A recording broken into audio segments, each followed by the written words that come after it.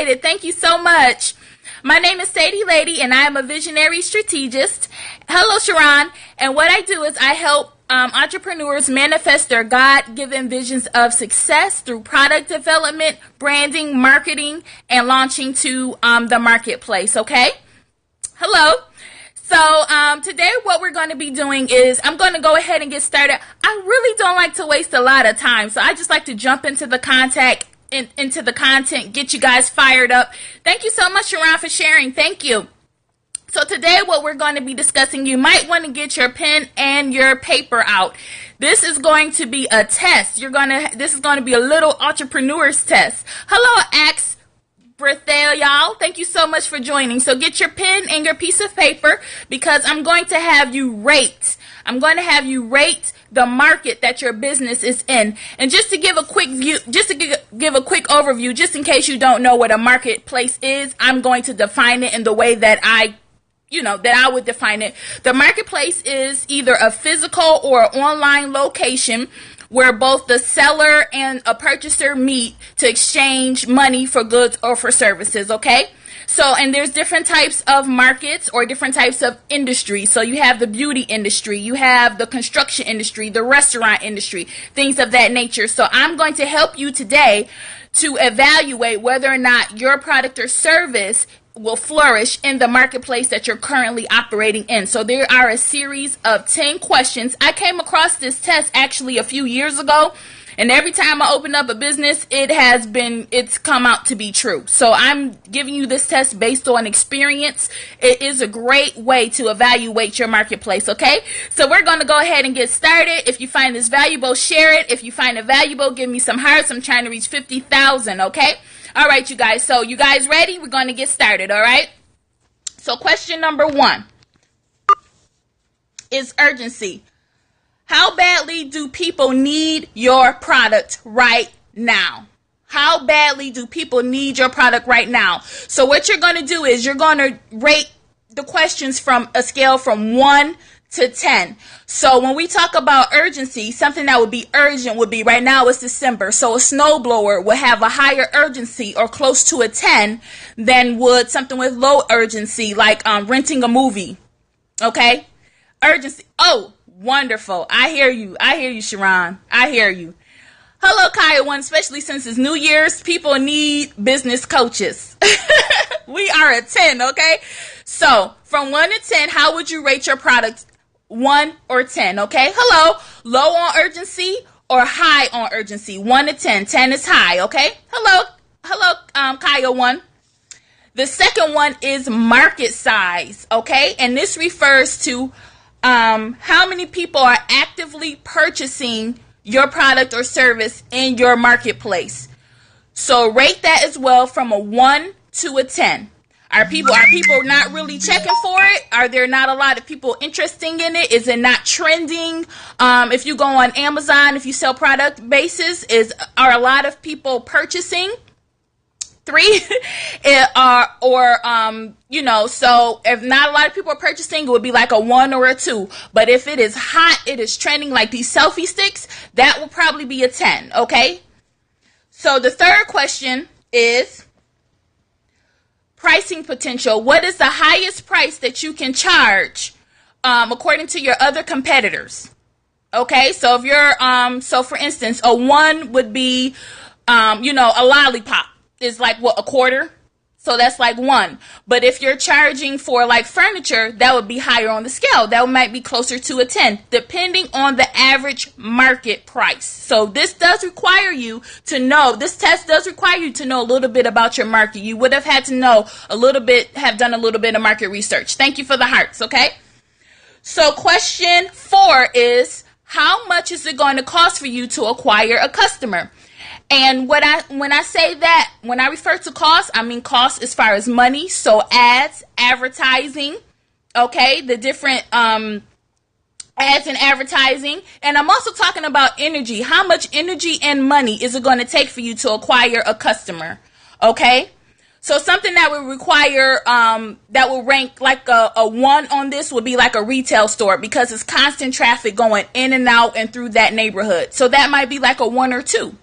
Okay. But if you have like an online boutique, It takes a lot to be able to acquire a customer for a small online boutique. So that might be upwards of the 8, 9, or 10. So write that number down, and what we're going to do is in the end, we're going to add all of these up, and then I'm going to give you some information, okay?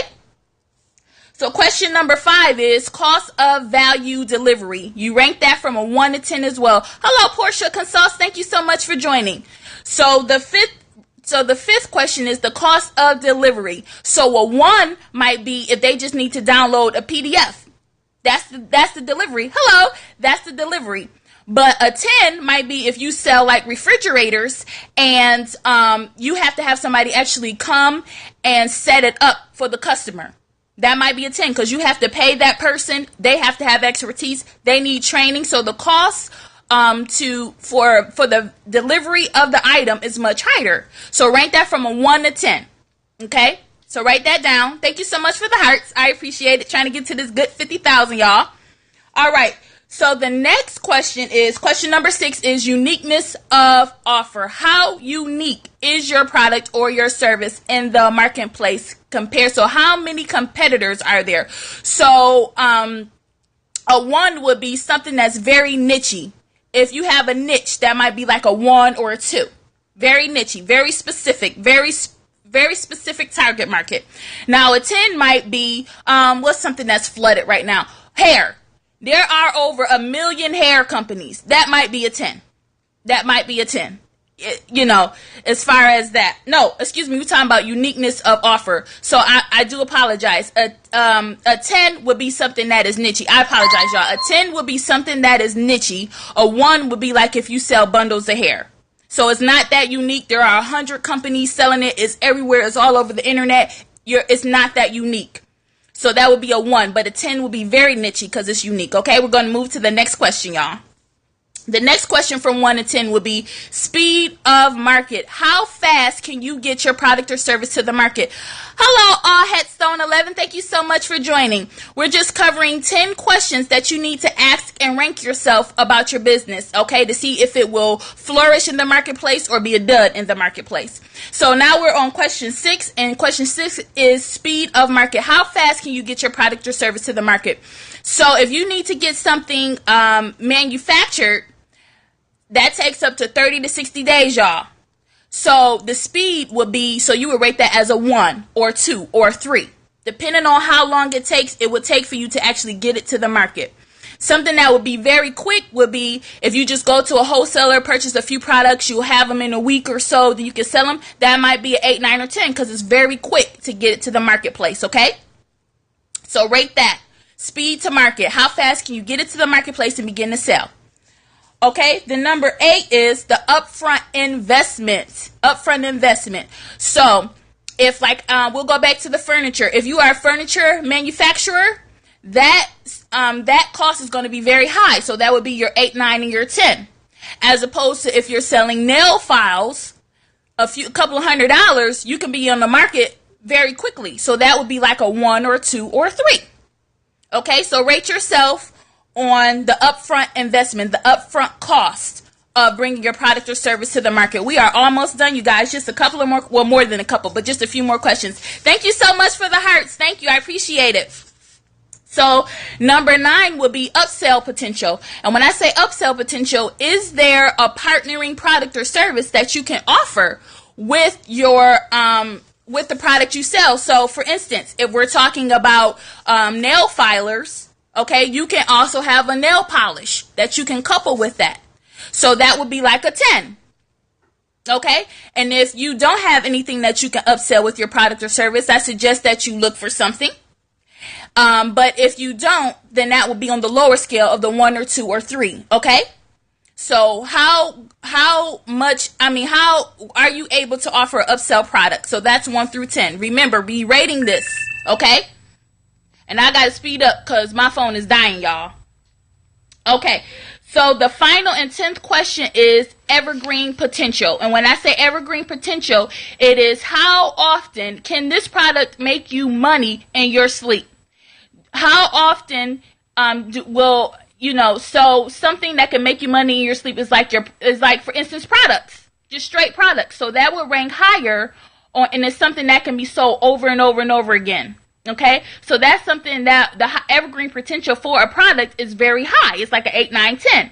But if you are just like just offer services like washing windows and it's just you, that would be lower on the scale. That would be between the 1, the 2, the 3. And don't forget about the 4, 5, and 6. Be honest with yourself. And if you have any confusion about any of these questions, pick the number that is conservative. Don't pick something that's favorable. Be conservative with your numbers. You have to be honest with yourself when you pick a product or a service, okay, that you want to bring into the marketplace, okay? So tally those up. I gave you 10 questions. Tally those up. We said urgency, market size, purchase, pricing potential, cost of acquisition, cost of value delivery, uniqueness of offer, speed to market, upfront investment, upsell potential, and evergreen potential. So tally those up. And what's some numbers that you guys get? What was some numbers that you guys get? Let me know. I know the very first time I took this test a few years ago, I had got a 67. And I'm going to explain to you how that actually came out to be true, the results. So what were some numbers that you guys that you guys received? Anybody still out there? What's going on, y'all? Anybody do their tally? Started to work on my computer while listening. Oh, girl, I hear you. I be doing the same thing. I hear you. So I'm going to go ahead and give you guys the results. Okay? So if you tally a 50 or below, okay, 50 or below, that means you need to move on. That could be for, like I said, I had 10 questions. So it could be for a range of things. Most likely, you actually succeeding in that market is really probably not going to be worth your time or effort. It can be an saturation of the marketplace. There can be many factors that will cause that business, your business, not to do as well or be worth your time or effort. So if you got below a 50, you might want to move on. Okay?